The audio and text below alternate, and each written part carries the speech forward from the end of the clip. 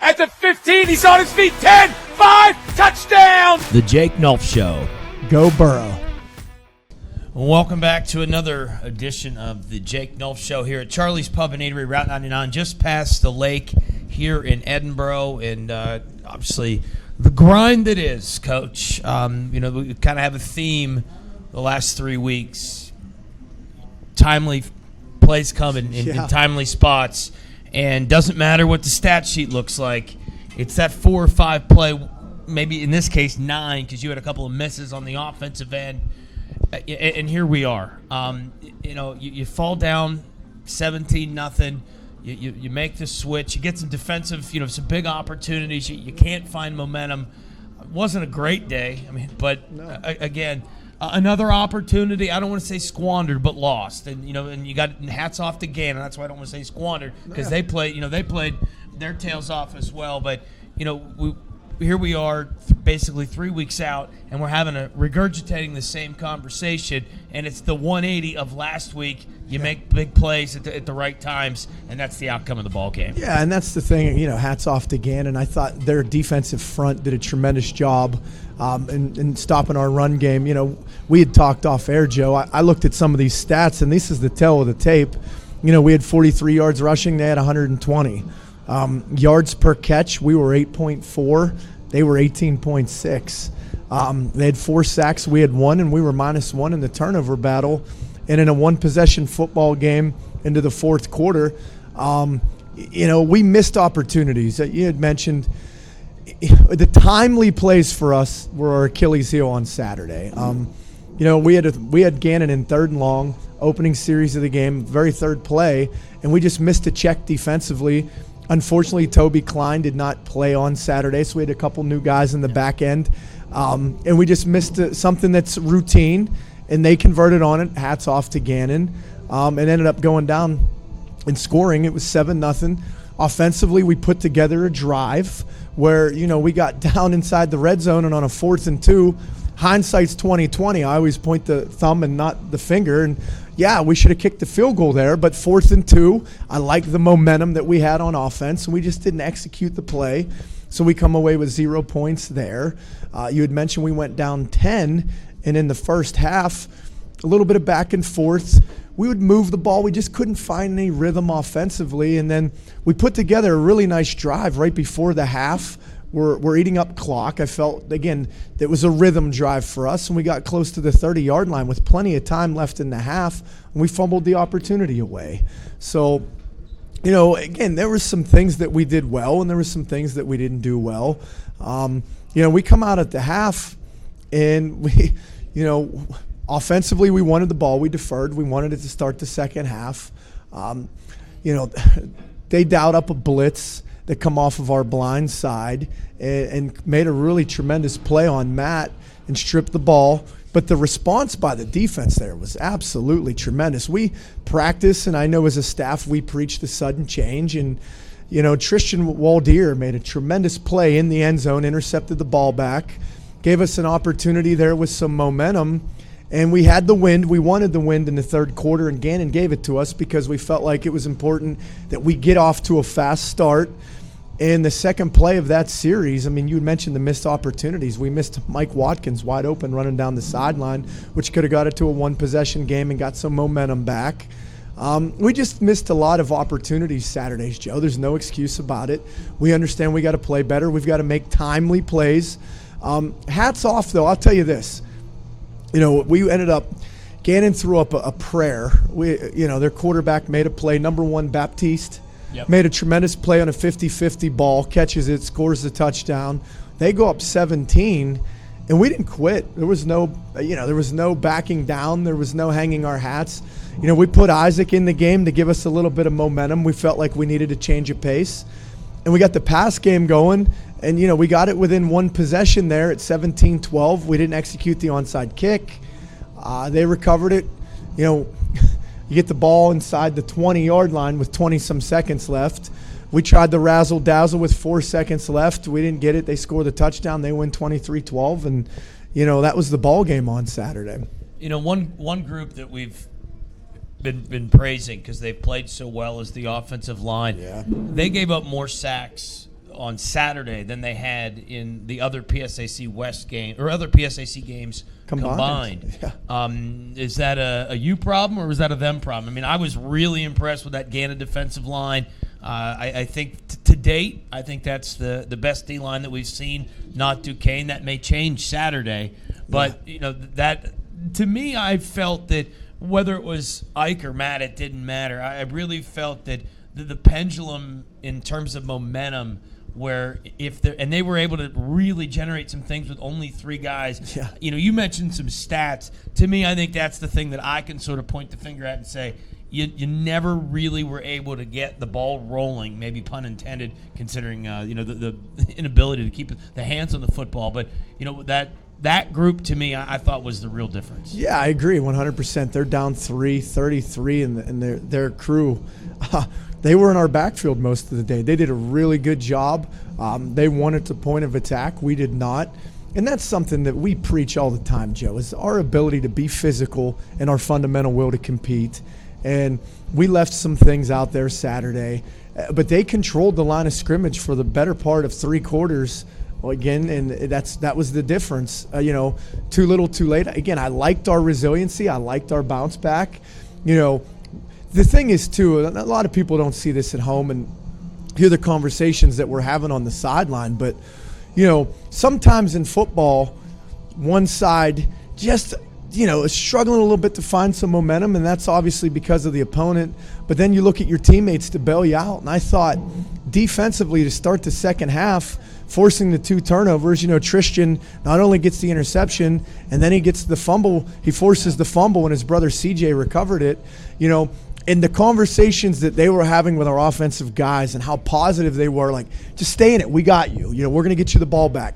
And those are the things that I remember a couple weeks ago. We weren't having those conversations. So to build on that in the team game, we just left way too many plays out there. And I look in the kicking game, Joe, there was 3 returns, 2 on punt and 1 on kickoff, that if we just execute, we're a guy away from popping the game wide open. And those are areas that we take pride in. We just didn't make those timely plays like we did against Mercyhurst to get that full-fledged momentum back in our favor. It seemed like we were always swimming upstream. Yeah, I think that's a good way to put it. In the Bloomsburg game, the Mercyhurst game, obviously you make your own bounces, but it felt like in those pivotal times, again, Gannon and Cal would be the opposite, where when you needed the ball to bounce your way, in the 2 wins it did.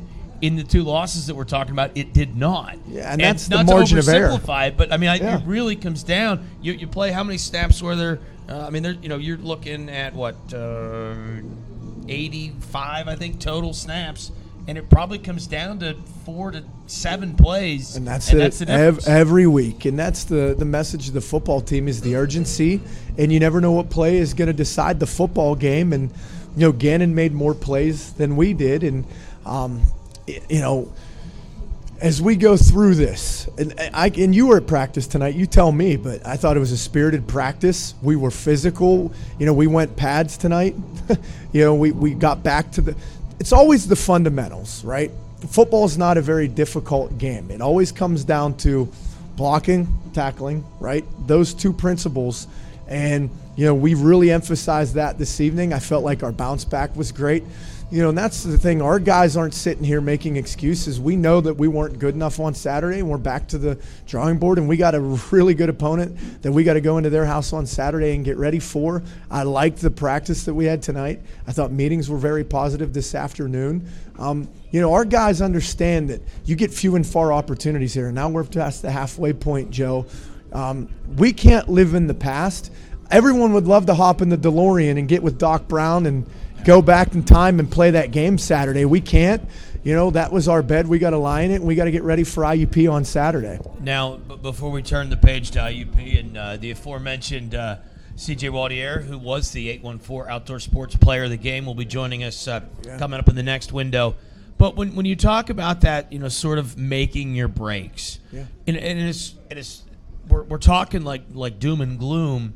Unfortunately, I didn't have a great vantage point because there was a wall in the way, but Mr. Hartung said that Mike Watkins made a spectacular catch. You talked to some of the turnovers, some of the effort plays, and as you look at this, and I'm thinking And to sort of reiterate how fine the line is again, it's a 17. It's a one-possession football talking, game, despite all of the things we didn't do. 21-15 turnover advantage, or I'm sorry, first down advantage. Yeah. Time of possession advantage. Third down, you're 7-16, 2 of 3 on fourth down. And the one fourth down, again, we talk about those timely plays, was the first series of the game. Yeah, it is, and again, not to oversimplify it, but I kept looking at this. I got the halftime stats, and I'm going through it. I was like, is that scoreboard right? I mean, it was the timing of it, which was the theme of the Bloomsburg Mercier, total opposite. And then again, right. And that's, you had mentioned, look, we did some really good things on Saturday. It's not all doom and gloom when we talk about that. You had mentioned CJ Waldier and the effort that he had. I had him at 16 tackles, 1.5 tackles for a loss, a half sack, and a fumble recovery. Yep. He was everywhere.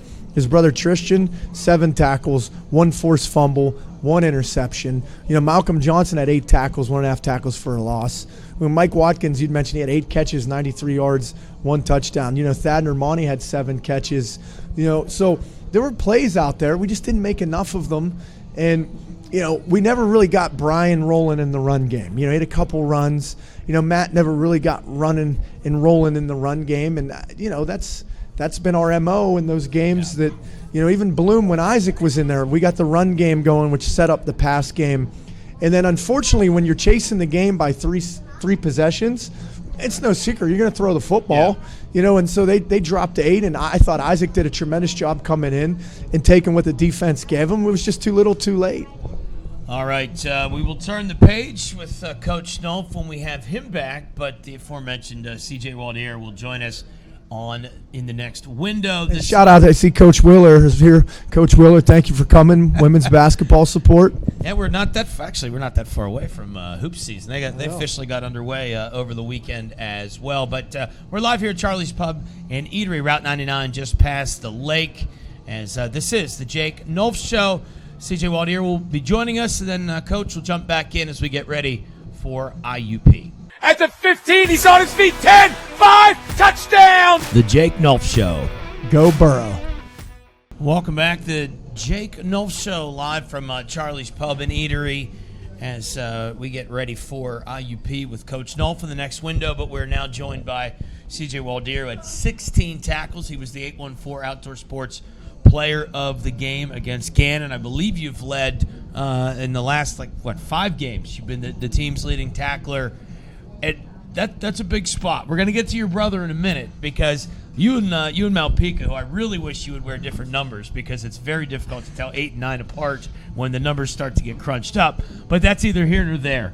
You've had so much change behind you guys. How difficult has it been? And, of course, your brother's been the good fortune of it. He's been able to jump in and be really productive. But that's a lot of responsibility in that linebacking core when there's constantly all the turnover due to injury behind you. This has been a tough stretch, but, obviously it's not seemed to have impacted your numbers at all. So obviously with the injuries, Fredo Diaz going down and Clay Cunningham, 2 of our top guys, it's really hard. But my brother got a chance to play this year now, and he really stepped up, and I think the communication between all of us is really well, and we just continue to get better and better, and we watch more and more film. And I think just the camaraderie and just being together and wanting to play for one another has been a big thing for us. In terms of the opportunity, and maybe that's the silver lining when you turn the page to next year. Think about all the valuable reps guys have gotten as a result of injury, and you start building your defense with the layers, and now you've got a lot of guys. I think Coach Papley had said a couple weeks ago there was 19 guys in the 2 deep that had starts. And how much different that's going to look like as we move forward and in the next season. Obviously, that's a big thing now because everyone's getting experience, and I think that puts us in a great spot for next year. As far as people knowing what they're doing, knowing what's going on, being in this situation. For example, we had a freshman start, Ty Reale, in the secondary, and I think that'll only help him and build him now because now he doesn't have the jitters or is nervous as much. So I think just getting all the experience is very good for us. How much slower does the game get the more time? We always talk about reps, and I don't care how hard you practice, but being in that moment and able to respond, and with the more you're out there, I don't want to say it gets easier, but to a certain extent, it has to get easier. I mean, it slows down, and the moment just becomes more natural.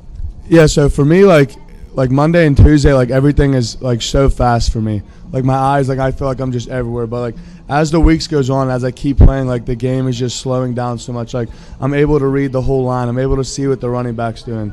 I think that just like you said, just continuing to play and continuing to gain the reps really helps.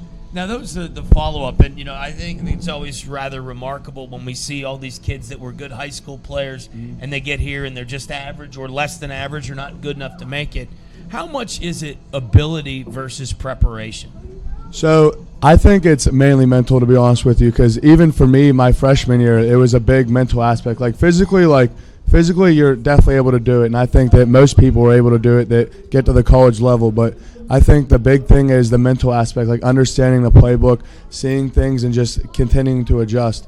So I think if you get the mental aspect down, the physical starts to come, and then you can truly play instead of just thinking all the time. I always, would joke with people where someone say, "Oh, that team stinks. They haven't won a game." Well, and I'm like, okay, yeah, well, they haven't won a game, but what percentage of those kids in that team weren't the best player on their high school team? I mean, everybody is good, but it's the ability to do it. And you alluded to, when you have 16 tackles, that's not just sheer athleticism. I mean, that is being in the right spot, knowing the flow, knowing where it's coming. And I was really impressed with you on several occasions where you didn't get lost in the wash. You kept your angle and was able to work back down the line of scrimmage and chase down the tailback.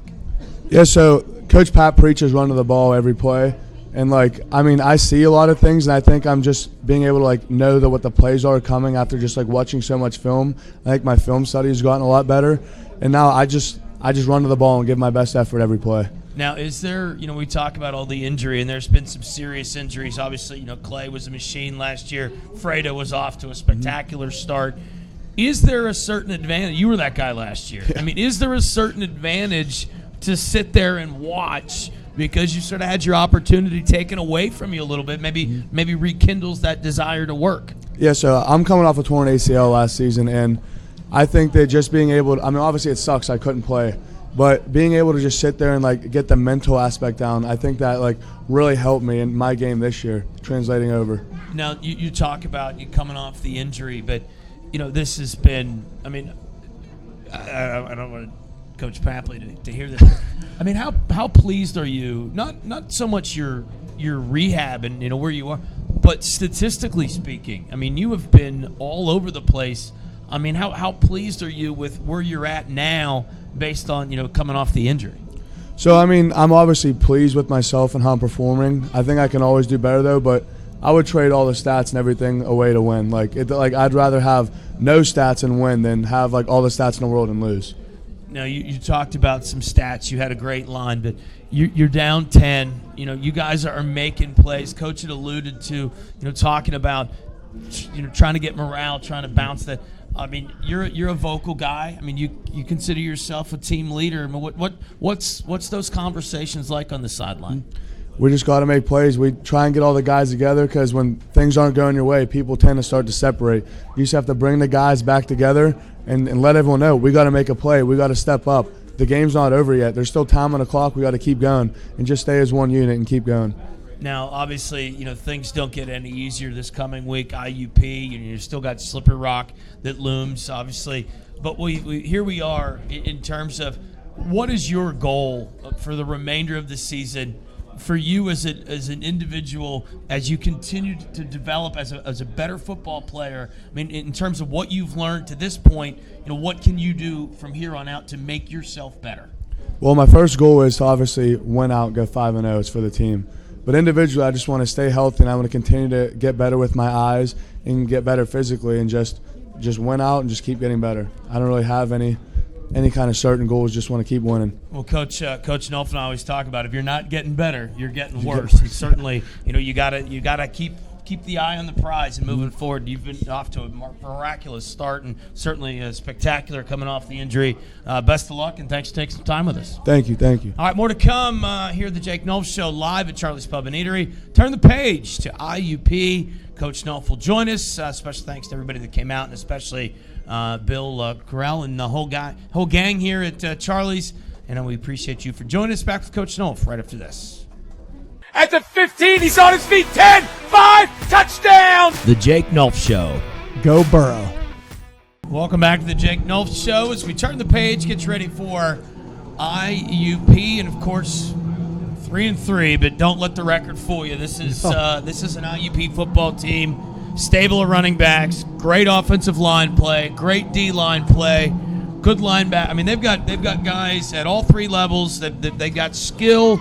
I'm a little bit perplexed at the record myself. I've only seen a game, so I can't. But they have. I don't want to say good losses, but I mean they've lost to teams that are in contention. Yeah. Again, it's IUP. They're going to run it. I mean, you know what you're getting in for. You were there for a time. Yeah. So, I mean, this is one of the few things in life that you can almost guarantee will not change. They will play the way that they will play, and certainly coming off a loss, I anticipate this is going to be an angry IUP football team. No question. And look, this team takes the personality of their head coach, Coach Tortorella. They're big. They're physical. They get after you. Offensively, look, they're going to run the football. And you'd mentioned the stable of running backs there between, you got Stewart and Hauser. And then you've got the younger number 3. He's coming in and playing some quality minutes for them. And he's a good return guy, too. Yeah, he's dangerous in the return game. And then, look at their receivers with Ridley and Zenobel. And then this Clark kid, number 12, reminds me of number 12 from Cal, the Willis kid. Yeah. He's dangerous in the return game as well and at wide out. Marchitelli's listed as the starter, Joe, at quarterback. Unfortunately, I saw their starter number 2 in the second quarter didn't return. You can't tell on film. I hope the kid's okay and it's nothing serious. You never want to see that from anybody, but they were rolling the 2 quarterbacks late in the second half and late in the second quarter there against Cal. So knowing that, they're going to run the football. Their offensive line you mentioned with McLean and Comedy and the rest of the guys up front, they take the personality of their coach, Coach Campolo. They're going to try to pound it down our throats, and then they're going to set up their play action game and try to hit their shots one-on-one on the outside. Defensively, you'd mentioned their front. On paper, I know they don't – you were talking about their 2 D tackles. Like, wow, they're extremely active. They are physical. They stunt. They change the line of scrimmage up really well. Linebackers, Biss. I don't know what it is statistically, but how is he not gone? I feel like he was there. COVID. I feel like right? Biss has been there forever. No, and he's a great kid too. I know him. He's from near my neck of the woods. And then you look at the back end with Taylor and Howard and Ingram and Bruce. Those guys have been there and they played a lot of quality minutes for them. And they're just getting older and they're getting more experience. They take Coach Smith's personality really well on defense. Then special teams, they make plays. They got a ton of skill everywhere. They're blocking punts. They blocked a big punt against Cal last week. They were extremely active in the return game the last 2 weeks on kickoff return, Joe. I don't know how many they popped out past the 35 between the Slippery Rock and the Cal game. So the field position has been in their favor. We had mentioned the timely plays. That just seemed like in those 2 games against Slip and Cal, those timely plays went against them. You had mentioned that this is going to be a motivated group. We got to travel there for the 2 o'clock kickoff. There's some familiarity you had mentioned with me being there. But I know this. Coach Tortorella and the staff is going to have this team ready to play, and we got to show up. We got to play our best football that we've played all year on Saturday. And that's the thing is that, I've been around, and, obviously what Slippery Rock has done, but that's relatively recent. I mean, IUP is, Bloom and IUP are sort of like the old, they were the first, become national programs, if you would. I mean, it's IUP, I don't care what the record is. Right. And that's kind of the cool thing that IUP's never, and it doesn't seem to matter if it's Tortorella or Signetti or whatever Signetti, that's who they are. Yeah, they got an identity, and that's exactly, and they recruit to their identity, and they do a great job there, and they know exactly what they want to do. look, there's scheme-wise, they're going to run the football. They're going to run inside and outside zone. They're going to get to their speed sweep stuff, and they're going to run some gap scheme on you, and that's going to set up their RPO and play action game. And they're going to get you to load the box and take their shots with their skill receivers outside. Defensively, they're going to play single high. They'll jump into a little bit of two high.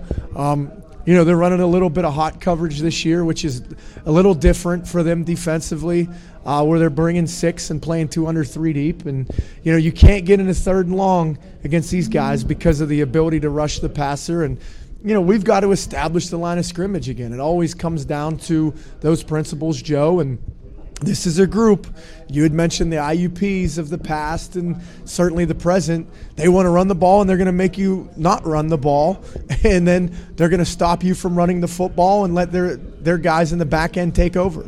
They're and then again, and that's the gold standard. When it doesn't matter who it's just sort of the next guy up in the head coach, and they continue. But look, I don't know what Coach Tortorella's record is, Joe, but I can tell you he's done a great job in the time that he's been there. And obviously, for me working with him on his staff in 2019, I got a ton of respect for these guys. They do things the right way. We are friends off of the field. I know, listen, that may surprise people that, you can compete against people and, but we are friends, and, they're going to want to beat me and I'm going to want to beat them. But, when it's over, we'll talk. But you had mentioned the standard they are. And, like I said, I don't know what Coach Tort's record is, but I know he's won a lot of football games there. He's, been in 2 regional finals and how many PSAC championships, et cetera. Again, don't let the record fool you guys at home. I know they're 3-3, but this is a really good football team. Yeah, and, the thing about this year just feels like a weird year. I mean, if you look at like the way the East is played out, every year there's that sort of outlier year where, and then there's the upset that you don't know where it comes from. And this sort of feels like that kind of year. I don't know how that's going to work out for the league in general come playoff time, but it feels as if that there's a little bit more parity, across the entire league, which of course, whether we want to give that as a transfer portal element, it's a year where you look at the scores later on Saturday afternoon, it really sort of has left you scratching your head from what you saw last week to what you may see the next week. Well, we talked about that earlier in the year, Joe, just the PSAC as a whole, and part of the reason that, the Edinboro job and get your opportunity to be a head football coach. But this is a tremendous league. There are a ton of good players in this league. There are a ton of good coaches. And if you don't show up Saturday with your best, you're going to get beat. Yeah, it certainly has been the case. I think that reiterates. And I also think, the coaching and, the schools being more committed to the programs. And I think it's made for a better league overall. As I said, the parity we shall see when it comes to the regional rankings and what those numbers look like. But it's been a very interesting year thus far, no doubt. We got to give the people what they want. 2 reasons you win, 2 reasons you lose. I'm going to float this one out there. We talk about this a lot, but just knowing what we know, is there going to be not more emphasis, but how important will first down efficiency be for you? It's huge. And honestly, too, we just talk about staying on schedule, not taking negative plays, keeping on track, getting in rhythm, and then the ability to have splash plays. The splash plays a week ago against Mercyhurst, I mean, look, they showed up. The lack of splash plays that we had on Saturday showed up. And it sounds like a broken record for everybody following along at home, but it's really simple. The ability to what we call big plays. And so what we tag as big plays are plus 12-yard runs and plus 15-yard passes. So that's going to be the first tell. This offense has the ability to be explosive and break your back. And if they can get that run game going and get you on your heels, and then opens up their perimeter game with all their weapons that they have. So those splash plays, we're going to have to limit them, and we're going to have to get their defense on their heels and create splash plays of our own. So that's going to be the first point of emphasis. And then it's going to come down to legitimately the extra possessions in the takeaway, right? So we talk about turnovers, but then it's also the special teams battle, field position, creating those big chunk plays in our favor. We had mentioned a week ago the onside kick against Mercyhurst. We got 3 extra possessions, 19 points. There you go. There's the second half.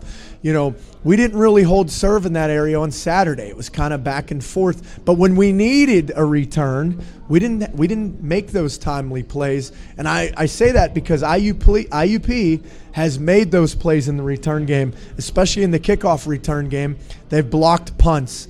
They are getting those type of plays. So not only just the offense and defensive turnover battle, we're going to have to try to do some things in the kicking game as well. Of course, that's the interesting thing, which makes IUP. All they do is run it. Well, yeah, they do run it a lot, but you can get a vertical pass game out of the eye real easy off of play action. No and question. that's the thing is we talk about situational football. It's going to be real important to be on the right side of the schedule on both offense and defense. Absolutely. Yeah, that your second down and 5 against IUP is a real scary place to be on defense because it's an either or. It just opens up their whole playbook. Yeah, it's an either or. So again, don't let the record fool you. There's a lot of talent on that roster, and it will be a very difficult task. It is what it is. We know what we're getting into.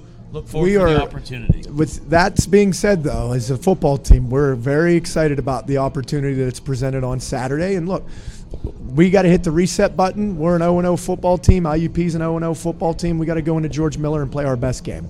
Certainly, that will be the plan. The other thing I want to talk about, too, guys, is unfortunately our offensive coordinator, Coach DeMaio, lost his father this weekend. So thoughts and prayers out to Rich and his family and his wife Nicole and his mom and his siblings and everybody in the DeMaio family. Just know that we're here. We're praying for you. We think about you constantly. And for our Fighting Scot Nation, we need a lot of prayers for Coach DeMaio and his family at this time. Well said, Coach. 1 o'clock airtime in the Fighting Scots Radio Network. 2 o'clock kickoff. 2 o'clock kickoff. Nate Hartung and I will be at George Miller. So looking forward to that, and hopefully you can join us. And let's get another win. Let's go, baby. And as always, go Burrow. At the 15, he's on his feet. 10, 5, touchdown! The Jake Nulph Show. Go Burrow.